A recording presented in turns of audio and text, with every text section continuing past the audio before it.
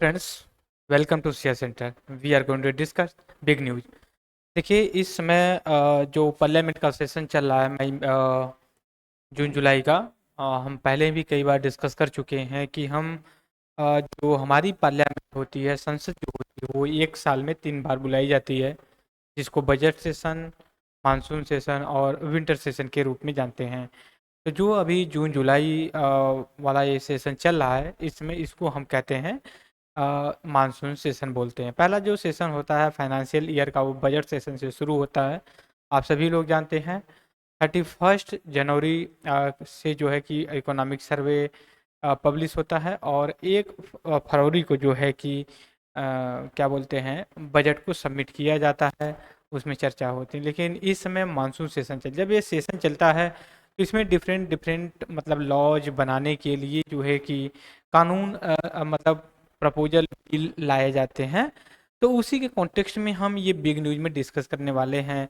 Biodiversity act जो अभी पास किया गया है, उसके कॉन्टेक्स्ट में हम बात करेंगे। हम बैकग्राउंड डिस्कस कर लेंगे, फिर उसके बाद जो है कि हम बिल में क्या प्रोविज़न है, किस तरह की चीज़ें की गई हैं, उसके बारे में हम डिस्कस करेंगे।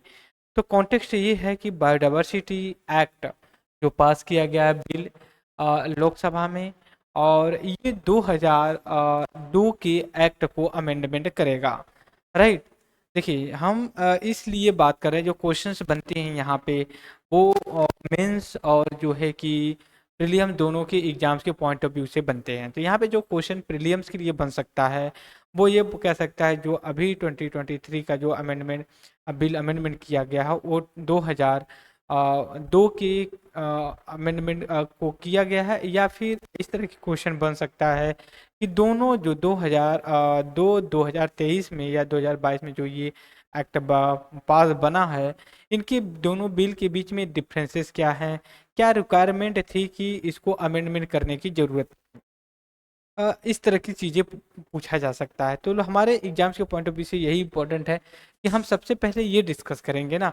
बिल को तो हम डिस्कस करने ही करेंगे, लेकिन हम ये जानेंगे कि बायोडायवर्सिटी बायोडायवर्सिटी हम इसको शॉर्ट फॉर्म में लिख रहे हैं, बायोडायवर्सिटी। बायोडायवर्सिटी क्या होती है? देखिए, बायो का मतलब ही नेचर से रिलेटेड है, और उसके अंदर रिप्रोडक्टिव किसी भी तरह की हो सकती है। जैसे मान लीजिए हम बायोडायवर्सिटी की जो बात कर रहे हैं, इसमें आप अगर ऐड करें तो इसमें प्लांट प्लांट जो पौधे होते हैं, सॉरी, जो पौधे होते हैं, उनको जो शामिल किया जाता है। ठीक है। उसके बाद जो एनिमल्स होते हैं एनिमल्स होते हैं, उनको जो कि शामिल किया जाता है, जो जानवर होते हैं उनके रूप में इनको शामिल किया जाता है। मतलब प्लांट प्लस एनिमल की होती है। अब इनके बीच में जैसे प्लांट भी होते हैं, जो पौधे होते हैं, थोड़ा सा हम थिकनेस इसका कम कर लेते हैं। जो पौधे भी होते हैं ना, ये डिफरेंट डिफरेंट वैरायटी के होते हैं। ठीक है, डिफरेंट डिफरेंट वैरायटी के होते हैं।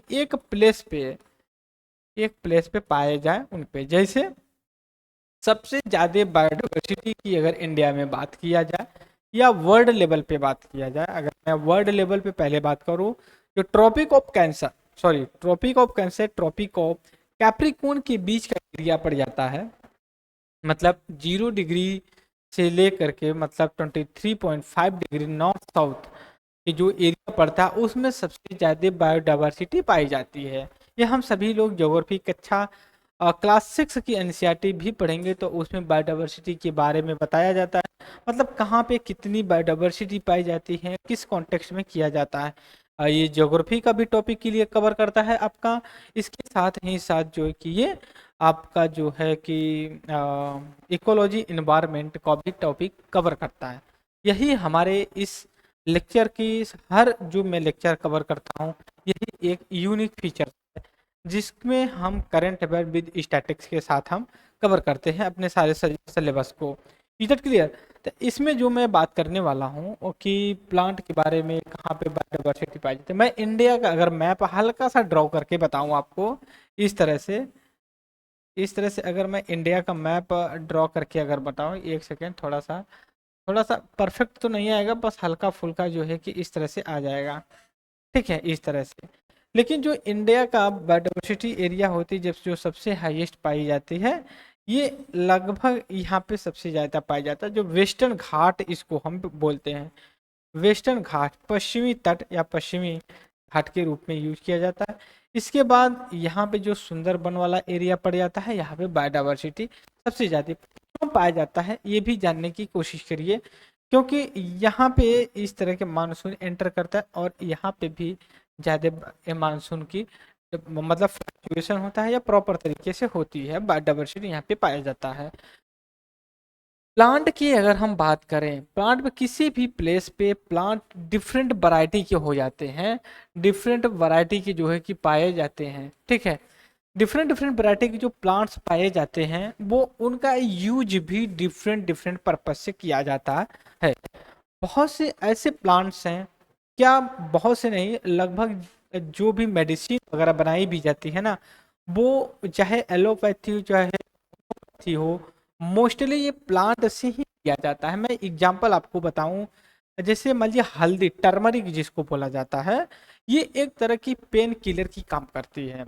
और हल्दी का हालांकि पेटेंट तो नहीं है, मैं इसकी स्टोरी भी आपके साथ शेयर करूँगा। हल्दी हमारे पुराणों से ही इसका यूज प्रॉपर तरीके से होते आ रहा है। तो एक बार क्या हुआ, बहुत मतलब मुझे लगता है अप्रॉक्सीमेटली 8-9, हाँ ऐसे ही रहा होगा, 8-9 साल हो रहा है। तो यूनाइटेड स्टेट ऑफ अमेरिका में इस तरह का मतलब लोग अपना पेपर लिख करके सबमिट करने लगे कि हल्दी एक आयुर्वेद मतलब मेडिसिन की तरह यूज होता है और इस पे हमारा पेटेंट होना चाहिए। तब इंडिया ने कहा भाई सुनिए, अब थोड़ा सा ऐसा है कि हल्दी के बारे में जितना आप या फिर जब से आप यूज करते होंगे उससे हजारों साल पहले से हम हल्दी का यूज करते हैं, और देखिए हमारे पुराणों में लिखा गया है और हमारे जो ग्रंथ हैं उसमें भी लिखे, तो आप हल्दी के बारे में पेटेंट मत लीजिए। तो एविडेंस दिखाना पड़ता है, इंडिया ने एविडेंस दिया, फिर पेटेंट उनको नहीं मिला। हालांकि इंडिया को भी अभी पेटेंट नहीं मिला है इसको लेकर के। तो मेरा ये कहने का मतलब है कि हल्दी भी एक तरह के प्लांट के रूप में ही यूज होता है।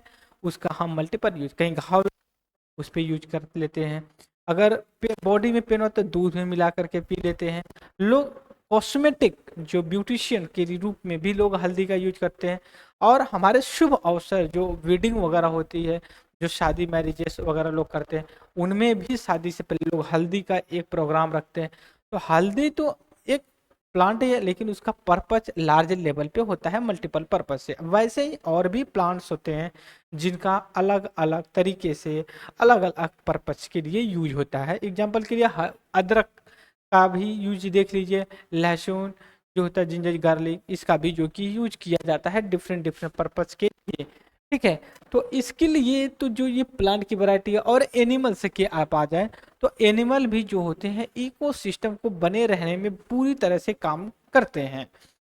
तो यहाँ पे बायोडाइवर्सिटी के बारे में हमने डिस्कस किया है कि मतलब किस तरह से इम्पोर्टेंस है और किस तरह से हम बायोलॉजिकल या बायोलॉजिकल डाइवर्सिटी के बारे में हम डिस्कस करते हैं। तो यहाँ पे जो ये एक्ट है पास किया गया है, हम यहाँ पे लेते हैं नया पेज। इस पे 2000, ये जो बिल है अभी 2023 की, थोड़ा सा हम कलर चेंज कर लेते हैं अपने पेन का। ठीक है, या फिर वाइट ले लेता हूँ। ठीक है, यहाँ पे 2023 का जो बिल अमेंडमेंट कर रहा है, अमेंडमेंट, ये 2002 के एक्ट को जो है कि अमेंडमेंट करेगा। इसमें जो प्रोविजन मेजरली 3 प्रोविजन किया जा रहा है। ठीक है, 3 प्रोविजन है जो उनके बारे में हम डिस्कस कर लेते हैं। पहला प्रोविजन जो है इसमें ये किया जा रहा है, जैसे मान लीजिए कि कोई अगर मेडिसिन या फिर इस तरह की कंपनी अगर जाती हैं प्लांट को यूज करने, तो उनको लाइसेंस या फिर एनओसी जैसी चीज़ों को थोड़ा सा लिबरल कर दिए हैं। उसके बाद लिबरल कर दिए हैं। इसके बाद जो दूसरा प्रोविजन किया गया पेनाल्टी का, पेनाल्टीज का जो दंड की बात करता है उसको लेकर के है। तो इसमें ये चीजें हैं कि इसको कम कर दिया गया। दूसरी बात ये है जो हमारा आयुर्वेदा है सिस्टम, इसको लेकर के ये 10 मोस्टली प्रोविजन किया गया है। अब मेजरली जो प्रोविजन है इसको लेकर के है। और इसमें लिबरल का मतलब ये हो गया कि अगर हम जो प्लांट किसी एरिया में मान लीजिए यहाँ पे पाया जा रहा है, यहाँ पे एसटी कम्युनिटी कोई ट्राइबल कम्युनिटी रहती है, तो वो क्या है कि जब कंपनी कोई जाएगी वहां से, अगर कंपनी कंपनी जा करके वहां से जब लाती है और वहाँ की जो लोकल हैं उनको जो कि एम्प्लॉयमेंट प्लस उनको इनकम इनकम मिल जाएगी और उनका जो कि लिविंग लिविंग स्टैंडर्ड स्टैंडर्ड जो है कि इंक्रीज होगा। ठीक है, तो इस चीज को लेकर के बातें की गई है इस बिल में जो अभी लाया गया है। इसके बाद एक चीज मैं और इसमें ऐड करूंगा, ये तीन चीज तो नेम की, लेकिन जो 2002 का एक्ट है उसमें बायो, एक second, bio diversity board board establish किया गया है। ठीक है, और ये इस तरह से है, ये पिरामिड आप समझिए, ये पिरामिड इस तरह से समझिए यहाँ पे कि जैसे मान लीजिए एक नेशनल नेशनल बायोडाइवर्सिटी कमेटी है, कमेटी बोल सकते हो, बोर्ड बोल सकते हो, बोर्ड है। फिर इसके बाद ये तो नेशन के लेवल पे हो गया ना, फिर उसके नीचे आएंगे तो स्टेट के आएंगे, स्टेट्स बायोडाइवर्सिटी बोर्ड। ठीक है, इसके बाद तीसरी बात आए जो हम डिस्ट्रिक्ट लेवल पे बात करते हैं, तो ये आ जाता है डिस्ट्रिक्ट डिस्ट्रिक्ट बायोडाइवर्सिटी बोर्ड। ठीक है, इस पे किया गया है। दूसरी चीज ये है कि जो ये मेजर इंपॉर्टेंट ये है, इसके जो इन्वायरमेंट फॉरेस्ट क्लाइमेट चेंज की जो मिनिस्टर वो चेयरमैन करते हैं। तो ये बायोडाइवर्सिटी के बारे में थोड़ा सा हम 2002 से बैक चलते हैं, 1992। 1992 में हम आपको थोड़ा सा बैकग्राउंड पहले ही बताए हुए थे, फिर इसमें हम बता देते हैं। 1992 में रियो रियो अर्थ समिट समिट जो है कि किया गया कहाँ पे, ब्राजील में, ब्राजील। ठीक है, यहाँ पे जब किया गया तो इन 1992 में, तो इसको अर्थ समिट, ठीक है, रियो डी जेनेरो में किया गया। ठीक है, रियो डी जेनेरो वहाँ की वो कैपिटल ब्राजील की। ये ब्राजील जो है कि आपका साउथ अमेरिका के पार्ट में पड़ता है, और जो अमेजोन रिवर है वहाँ पे फ्लो करती है, और अमेजोन रिवर को लंग्स ऑफ अर्थ के रूप में जाना जाता है। लंग्स ऑफ अर्थ का मतलब ये है कि जो हम मतलब ब्रीथिंग वगैरह होती है, जैसे कहते हैं लंग्स का काम क्या होता है, तो वो जो अमेजन फॉरेस्ट एरिया है वो बहुत ज़्यादा मतलब डेंस या फिर कहे, और ये इन्वायरमेंट बायोडाइवर्सिटी के लिए काफ़ी इंपॉर्टेंट रोल प्ले करता है। तो ये तो हमने इसके बारे में, तो यहाँ से ना जो 1992 का था, 3 कन्वेंशन निकला इसमें से मेजरली। एक UNFCCC, ये United national framework climate change convention. ठीक है, ये आपका क्लाइमेट चेंज से रिलेटेड हो गया। फिर इसके बाद निकला कन्वेंशन ऑन डेजर्टिफिकेशन को लेकर के निकला, कन्वेंशन ऑन डेजर्टिफिकेशन। फिर यहाँ पे लिख लेते हैं डेजर्टिफिकेशन, इज दैट क्लियर? मतलब ये जो लैंड से रिलेटेड है, लैंड में ही तो डेजर्ट होंगे ना, लैंड से हो गई। फिर इसके बाद ये क्लाइमेट चेंज जो ग्लोबल वार्मिंग होती। तीसरा जो निकल करके आया convention convention on biodiversity, biodiversity को बी डी से रिप्रेजेंट करते हैं। अगर आप एग्जाम मेंस लिख रहे हो अपना, तो इसमें क्या होता है कि आप एक जगह बायोडाइवर्सिटी लिख दीजिए पूरा, फिर ब्रैकेट में बी डी लिखते चले जाएंगे, तो वो एग्जामिनर के लिए भी ज़्यादा कठिन नहीं होता कि अगर आप शॉर्ट फॉर्मूला, और लेकिन एग्जामिनर से ज़्यादा बेनिफिट आपको होता है कि टाइम कंज्यूमिंग जो टाइम होती है वो बच जाता है। और जब तक बायोडाइवर्सिटी पूरा लिखेंगे, बी डी लिख करके निकले, तब से आगे और भी वर्ड्स लिख सकते हो आप। ठीक है, तो ये चीज़ें हैं यहाँ पे, इसको लेकर के हम कर रहे हैं। तो यहाँ से निकल करके बायोडाइवर्सिटी का जो ये कॉन्सेप्ट आया, इसके बाद से सारी चीज़ें आगे बढ़ी। तो हमने यहाँ तक सारी चीज़ें डिस्कस कर लिया।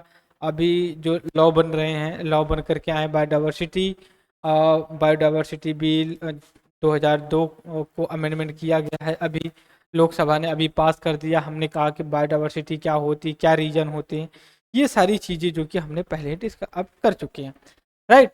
तो इस वीडियो में बस इतना ही मैं डिस्कस करूंगा, और तब तक के लिए दोस्तों, और thank you very much that discussion. अगर आपकी कोई क्वेरी होती है इस पे, तो आप नो डाउट आप अपने कमेंट बॉक्स में डाल सकते हो, और क्या और इनोवेशन करना चाहिए वो सारी चीज़ें आप अपना हमारे साथ शेयर कर सकते हैं, राइट। तो इस वीडियो में इतना है, thank you very much discussion friends, okay.